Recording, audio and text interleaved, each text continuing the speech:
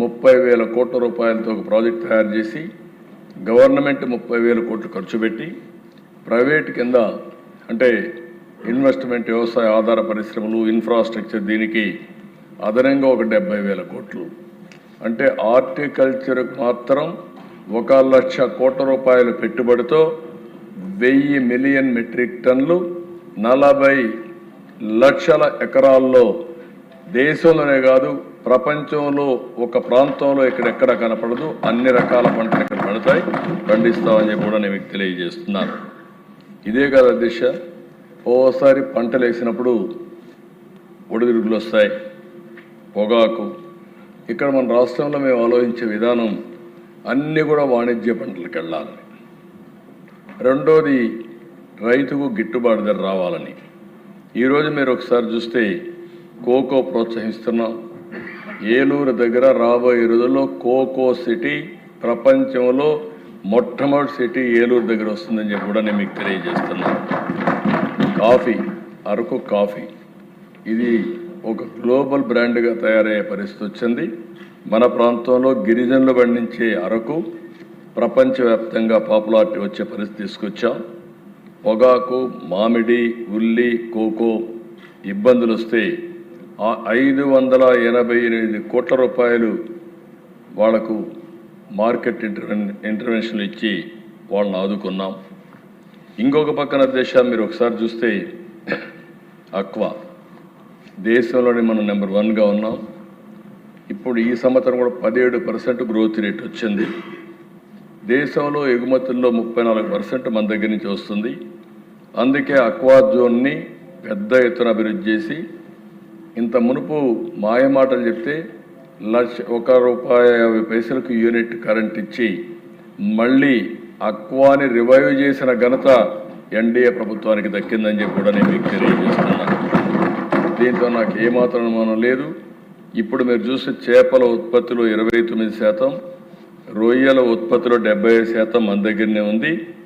రేపు రాబోయే రోజుల్లో అమెరికాలో కూడా మనం నిన్న మొన్న మీరు చూసినప్పుడు ట్రేడ్ డీల్లో అక్వాకల్చర్కి మళ్ళా టారిఫ్ కూడా తగ్గించే పరిస్థితికి వచ్చారు. దీనివల్ల నాకు అనుమానం లేదు. ఆంధ్రప్రదేశ్ ప్రపంచానికే ఒక హబ్గా అక్వాకల్చర్ హబ్గా కూడా తయారవుతుందని చెప్పి నేను మీకు తెలియజేస్తున్నాను. మత్స్యకారుల సేవలో కూడా 20,000 రూపాయలు ఇచ్చాం. 242 కోట్ల రూపాయలు పే చేశాం. ఇక్కడ నేను ఎమ్మెల్యేస్ అందరినీ కూడా రిక్వెస్ట్ చేస్తున్న దిశ ప్రజలు కూడా కోరుతున్నా నీరు అనేది చాలా ముఖ్యం. ఈ సంవత్సరం మళ్ళీ చూస్తే పోయిన సంవత్సరం 3-4% మనకు అడిషనల్గా రెయిన్ఫాల్ వచ్చింది. ఈ సంవత్సరం కొద్దిగా స్ట్రెయిన్ ఉంటుందని ఫోర్కాస్ట్ చేస్తున్నారు. ఎంత ఉంటుందనేది వేరే విషయం. కానీ మనం ఆలోచించుకోవాల్సింది కష్టాలు వచ్చినప్పుడు కానీ తక్కువ వచ్చినా ఎక్కువ వర్షం పడినా నీటి భద్రత కాపాడుకోవడం మన బాధ్యత. దీనికి మనం ఆలోచించాల్సిన అవసరం ఉంది. ఎప్పటికప్పుడు నీళ్లుంటే ఎలాంటి కార్యక్రమం చేయొచ్చు. ఒక చిన్న ఉదాహరణ చూస్తే అధ్యక్ష ఈరోజు అన్నమయ్య జిల్లాలో సమర్థ నీటి నిర్వహణ చేశారు. నవంబర్ 2024 12.97 మీటర్లు నీటి డెప్త్ ఉండేది. ఈరోజు 25కి వస్తే 6.67 మీటర్లకు వచ్చారు. అంటే ఒక్క సంవత్సరంలో సమర్థవంతమైన నీటి నిర్వహణ వల్ల 6.3 మీటర్లు భూగర్భ జలాలు పెరిగాయంటే అది ఒక చరిత్ర. అక్కడ అడ్మినిస్ట్రేషన్ మనస్ఫూర్తిగా అభినందిస్తున్నాను. దేశం ఇప్పటి వరకు మీరు ఒకసారి చూస్తే రాష్ట్రంలో 7.31 మీటర్లో నీళ్లు భూగర్భ జలాలు ఉన్నాయి. ఇంకొక పక్కన దిశ దీనివల్ల లాభం ఏంటని మీరు ఒకసారి ఆలోచిస్తే మామూలుగా వీళ్ళు 24లో 336 మిలియన్ యూనిట్లు విద్యుత్ వాడితే 25లో 221 మిలియన్ యూనిట్లు మాత్రమే వాడారు. దీని విలువ అధ్యక్ష డిపార్ట్మెంట్కి సేవింగ్ చూస్తే 95 కోట్లు 115 మిలియన్ యూనిట్ల ఆదాయం దానికి 95 కోట్ల రూపాయలు సేవ్ అయ్యే పరిస్థితి వచ్చింది. సమర్థవంతంగా మనం పనిచేస్తే ఎలాంటి ఫలితాలు వస్తాయి ఒక ఉదాహరణ. దీనికి అదనంగా మీరు ఒకసారి చూస్తే 20,000 హెక్టార్లు ఉద్యాన పంటలు పెరిగాయి. దీని విలువ 1634 కోట్లు. అంటే మన జిఎస్డిపి 1634 కోట్లు పెరిగింది. అదే మరి నీటి వల్ల భూగర్భ జలాలు పెరిగాయి కాబట్టి 95 కోట్ల రూపాయలు ఆదాయ పరిస్థితి వచ్చింది. అందుకే అధ్యక్ష అందరిని కోరుతున్నా, దీనిపైన సాగునీటి సంఘాలు కూడా ఉన్నాయి. మీరు వాళ్ళని ఎప్పటికప్పుడు డ్రైవ్ చేయగలిగి రైతులు కూడా సమాయత్తం చేయగలిగితే సమర్థవంతమైన నీటి నిర్వహణ చేసి నీటి ఎద్దడిని పూర్తిగా నివారించే పరిస్థితి వస్తుంది. అందుకే ఈ ప్రభుత్వ విధానం +3 పోస్ట్ మాన్సూన్, -8 ప్రీ మాన్సూన్, ఇది ఒక పాలసీ కింద పెట్టుకున్నాం. దీనికోసం అన్ని విధాలా ముందుకు పోతామని చెప్పి కూడా నేను మీకు తెలియజేస్తున్నాను. ఇంకొక పక్కన అధ్యక్ష, ఈరోజు ఈ విషయాలు మనం చూసినప్పుడు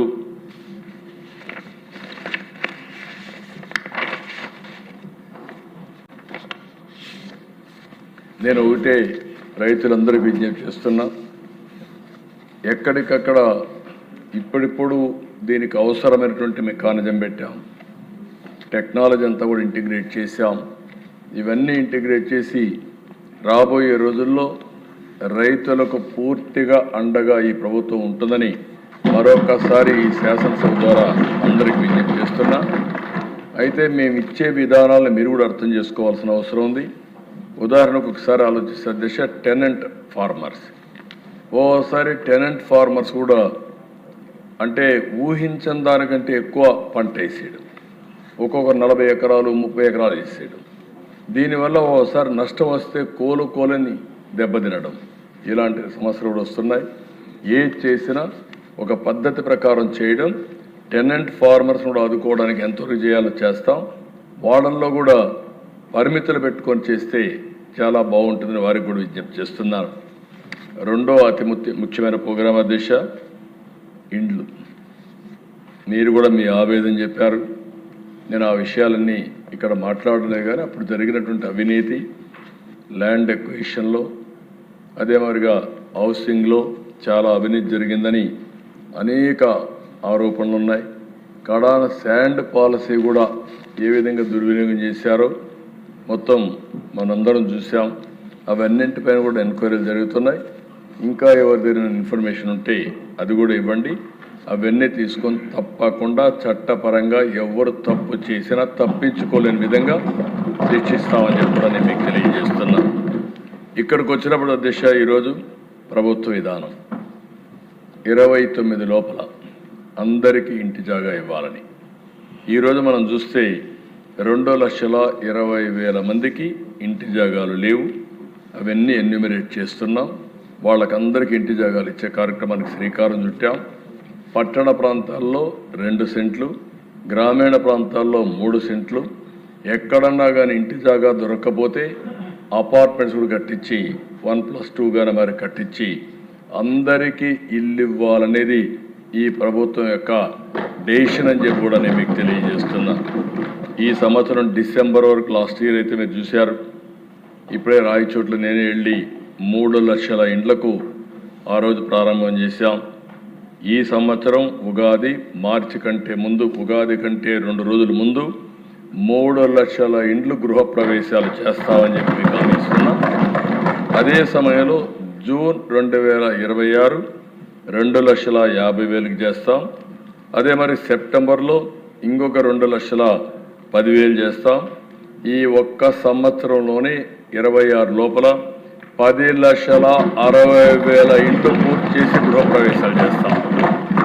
ఇది కాకుండా అధ్యక్ష, ఇప్పుడే మంత్రి గారు చెప్పారు, అడిషనల్గా దగ్గర 6 నుంచి 7 లక్షల ఇండ్లు కట్టాల్సిన అవసరం ఉంది.